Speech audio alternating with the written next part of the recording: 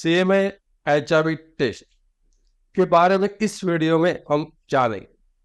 सबसे पहले CMA HIV test का इस्तेमाल किस कारण से होता है। तो एचआईवी के निदान करने के लिए इस टेस्ट का इस्तेमाल होता है। एचआईवी सीएमए टेस्ट और कौन से नाम से भी जानी जाती है।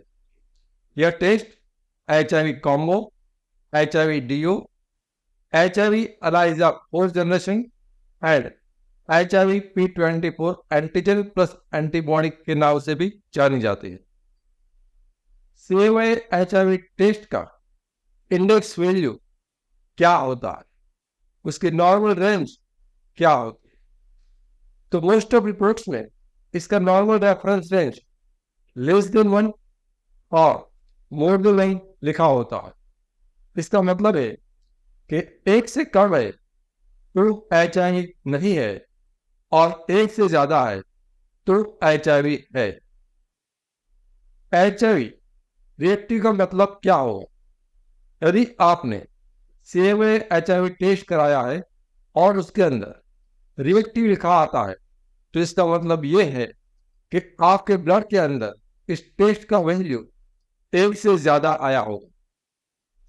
मान लेते हैं कि आपका वैल्यू 600, 1000, 2000 ऐसा कुछ आया है, तो क्या इसका यह मतलब होता है कि आपको बहुत ज्यादा बीमारी है?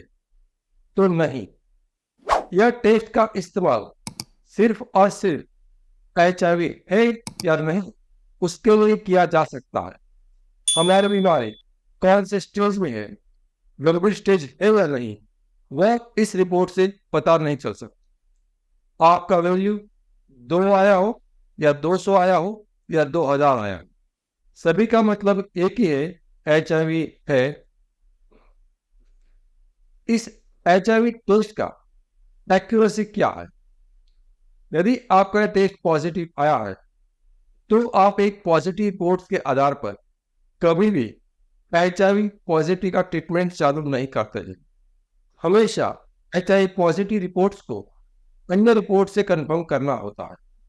आप अन्य किसी भी किस्म का 2 रिपोर्ट करा सकते हो, वह चाहे एचआईवी टारगेट हो या कॉम्बैट हो या एचआईवी एलाइजा हो, और ये रिपोर्ट पॉजिटिव आते हैं, फाइनली कंक्लूजन में आएगा कि एचआईवी की बीमारी है और उसके बाद ही एचआईवी का इलाज चालू होगा। सीएमए एचआईवी टेस्ट का विंडो पीरियड कितना होता है। तो याद रखें, सीएमए एचआईवी टेस्ट का विंडो पीरियड 45 डेज यानी कि 45 दिन होते हैं। यदि आपका कोई जोखिम का घटना घटी है, यानी कि कॉन्डम फट गया है या बिना कॉन्डम सेक्स वर्कर से या मसाज पार्लर से या अन्य कोई व्यक्ति से आपने फिजिकल रिलेशनशिप बनाया है, शारीरिक संबंध रखा है, तो आपको एचआईवी हुआ है या नहीं हुआ, वह जानने के लिए आप 45 डेज के बाद 45 दिन के बाद सीएमए एचआईवी टेस्ट करा सकते हैं।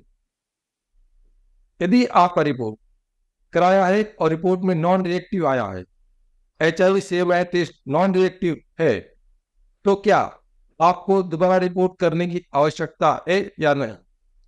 जब आपके खून के अंदर वैल्यू 1 से कम आएगा तब रिपोर्ट के अंदर नॉन रिएक्टिव लिख के आएगा।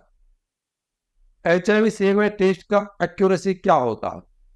तो इसकी एक्यूरेसी काफी ज्यादा है और आपने विंडो पीरियड के बाद ये रिपोर्ट्स कराया है, यानी कि 45 डेज के बाद ये टेस्ट कराया है, तो आपको दूसरा और कोई टेस्ट कराने की जरूरत नहीं है।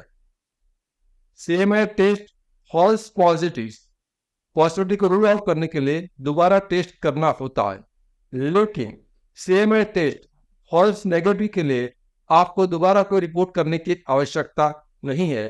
आपका एक ही रिपोर्ट फाइनल माना जाएगा। अक्सर लोग पूछते हैं कि एचआईवी का रिपोर्ट कितनी बार करना होगा, या हमने रिपोर्ट करा लिया है तो कितनी बार एचआईवी का टेस्ट कराए।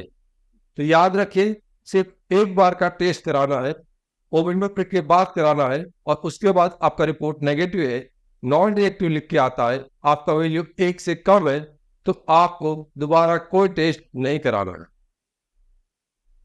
कभी कभार कुछ लोग एक से ज्यादा बार HIV का टेस्ट कराते हैं और उसका वैल्यू दूसरे रिपोर्ट में पहले से ज्यादा आ जाता है, तो उसको ये डर लगने लगता है कि शायद HIV की बीमारी उसके शरीर में धीरे धीरे बढ़ रही है। लेकिन याद रखिए, आप एक रिपोर्ट कराओ या 5 रिपोर्ट्स कराओ, जब तक आपकी रिपोर्ट का रिजल्ट 1 से कम आ रहा है तब तक आपको HIV नहीं है और आपको डरने की कोई आवश्यकता भी नहीं है। कभी बार ऐसा भी होता है कि वैल्यू जो है, इंडेक्स वैल्यू, रेफरेंस रेंज का जो वैल्यू है, उसका रिजल्ट से काफी नजदीक हो जाता है। यानी कि मान लीजिए किसी का रिजल्ट 0.85 आया, तो उसको ऐसा लगता है कि उसका वैल्यू 1 से काफी नजदीक है, तो कहीं मैं HIV से नजदीक तो नहीं हूं। तो याद रखिए, ऐसा नहीं होता है। यदि आपका वैल्यू 1 से कम है, वह चाहे 0.1 से लेकर 0.99 तक कुछ भी हो, तो इसका एक ही मतलब होता है, आपको HIV नहीं है। ये टेस्ट का खर्च कितना आता है? तो एक टेस्ट का खर्चा 600 रुपये से लेकर 1000 रुपये के बीच में पीपल्स लैबोरेटरीज में हो सकता है। इस रिपोर्ट का यदि आप कराना चाहो तो कितने दिन में आपको रिपोर्ट मिल सकता है? औसतन 1 से 2 दिन का वक्त लगता है रिपोर्ट मिलने में, लेकिन लेबोरेटरी के वर्कलोड के आधार पर ये वक्त कम या ज्यादा भी हो सकता है। यदि आपने ए टेस्ट कराया है, तो फिर ए टेस्ट आपने मान लीजिए कि आपके शहर में लेबोरेटरीज नहीं है जहां पर ए टेस्ट होता है, और वो ब्लड सैंपल्स किसी और जगह पर ट्रांसपोर्ट होकर किसी बड़े शहर में गया है, तो लोग ऐसा भी पूछते हैं, क्या सर हमारा रिपोर्ट सही आएगा या नहीं आएगा? क्या इससे हमारा रिपोर्ट बदल जाता है? कुछ लोग ऐसा भी समझते हैं कि HIV का वायरस तो तुरंत मर जाता है, तो जब ब्लड किसी और सिटी में जाएगा तो रिपोर्ट गलत तो नहीं आएगा, गलत तो नेगेटिव नहीं आएगा।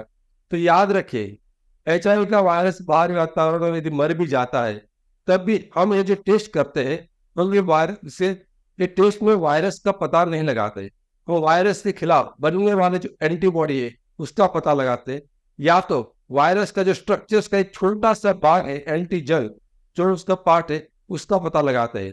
तो यदि सैंपल हम एक जगह से दूसरी जगह पर ट्रांसफर भी करते हैं, तब भी रिपोर्ट में कोई फर्क नहीं पड़ता है। एक चेतावनी, एक्सपोजर से 3 दिन के भीतर PEP यानी कि पोस्ट एक्सपोजर प्रोफाइलैक्सिस मेडिसिन का इस्तेमाल से HIV होने से हम उसको रोक सकते हैं। लेकिन एक्सपोजर से 3 दिन के बाद किसी भी किस्म की दवाई, आयुर्वेदिक हो, एलोपैथी हो, ART मेडिसिन हो, होम्योपैथिक मेडिसिन हो, जीन थेरापी हो, या अन्य किसी किस्म की मेडिसिन या हर्बल दवाई हो, उससे HIV को नहीं रोका जा सकता। और HIV window period treatment, HIV window period medicine और विंडो पीरियड ट्रीटमेंट, ऐसा कोई शब्द दुनिया की किसी भी किस्म की किताब में नहीं है, किसी किस्म की गाइडलाइन में भी नहीं है। तो इस किस्म का किसी दवाई का प्रयोग ना करें और अपने आप को स्वास्थ्य और पैसे के रूप में होने वाले नुकसान से बचें। हमारा मिशन है HIV एक्सपोजर से जुड़ा हुआ आपका डर और दर्द को दूर करना, और हमारा विजन है HIV के बारे में आसान भाषा में आपको सच्ची और सही जानकारी देना। मैं HIV AIDS specialist doctor Ketan Ranpariya पिछले 17 सालों में 12,000 से भी अधिक पेशेंट का कंसल्टेशन कर चुका हूं। यह चैनल HIV के एक्सपर्ट डॉक्टर द्वारा संचालित है और यहां पर जानकारी विज्ञान के आधार पर दी जाती है। लेकिन याद रखिए, समय के साथ विज्ञान बदल सकता है। यहां पर कही गई बातें एक आम जानकारी के लिए है। कभी भी किसी भी किस्म की जानकारी को अपने जीवन में लागू करने से पहले HIV एड्स स्पेशलिस्ट डॉक्टर से व्यक्तिगत रूप से राय लेना अत्यंत आवश्यक है। HIV के सिम्टम्स के बारे में अधिक जानकारी के लिए लेफ्ट साइड के प्लेलिस्ट पर क्लिक करें और HIV के टेस्टिंग के बारे में अधिक जानकारी के लिए राइट साइड के प्लेलिस्ट पर क्लिक करें। Thank you.